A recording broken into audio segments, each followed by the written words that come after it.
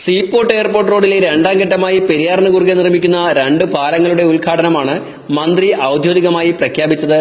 ജനുവരി 30-ാം തീയതി 2 പാലങ്ങളുടെയും ഉദ്ഘാടനം നടത്തുമെന്നും ഗതാഗത ക്രമീകരണങ്ങൾ പിന്നീട് തീരുമാനിക്കുമെന്നും മന്ത്രി വി.കെ. ഇബ്രാഹിം കുഞ്ഞ് അറിയിച്ചു.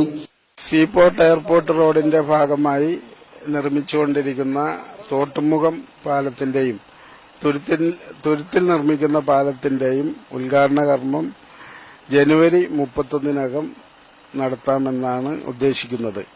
ഇപ്പോൾ മിക്കവാറും പണികളൊക്കെ പൂർത്തിയായിക്കൊണ്ടിരിക്കുകയാണ്. അതിന്റെ ഫിനിഷിംഗ് വർക്കാണ് നടക്കുന്നത്. അപ്പോൾ റോഡ് പൂർത്തിയായില്ലെങ്കിലും ആ പാലം ജനങ്ങൾക്ക് തുറന്നുകൊടുത്ത് പാലവുമായി ബന്ധിപ്പിച്ച് റോഡ് സംവിധാനവും ക്രമീകരിക്കാനാണ് തീരുമാനിച്ചിരിക്കുന്നത്. 2 പാലങ്ങളിൽ സ്ഥലമേറ്റെടുക്കൽ തർക്കത്തെ തുടർന്ന് നിലച്ച തുരുത്ത് പുറയാർ പാലത്തിന്റെ നിർമ്മാണം ഇനിയും പുനരാരംഭിച്ചിട്ടില്ല.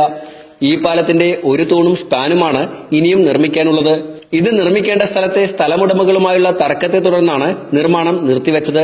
കരാർ കാലാവധി തീരാൻ 4 മാസത്തോളം അവശേഷിക്കുമ്പോൾ പ്രധാന പാലത്തിന്റേതടക്കം ഭൂരിഭാഗം നിർമ്മാണ പ്രവർത്തനങ്ങളും കരാറുകാർ പൂർത്തിയാക്കിയിരുന്നു. സീപോർട്ട് എയർപോർട്ട് റോഡിലെ 2 പാലങ്ങൾ നിർമ്മിക്കാൻ 27 കോടി രൂപയ്ക്കാണ് RBDCക്ക് കരാർ നൽകിയിരുന്നത്. വിമാനത്താവളത്തിലേക്കടക്കം പ്രധാന ഗതാഗത മാർഗമാകുന്ന ഈ 2 പാലങ്ങളും ഉദ്ഘാടനത്തിന് മുൻപ് തന്നെ നിർമ്മാണം പൂർത്തിയാക്കാൻ പൊതുമരാമത്ത് വകുപ്പ് മന്ത്രി ഇടപെടണമെന്നാണ് നാട്ടുകാർ ആവശ്യപ്പെടുന്നത്. ACV news, Aluva.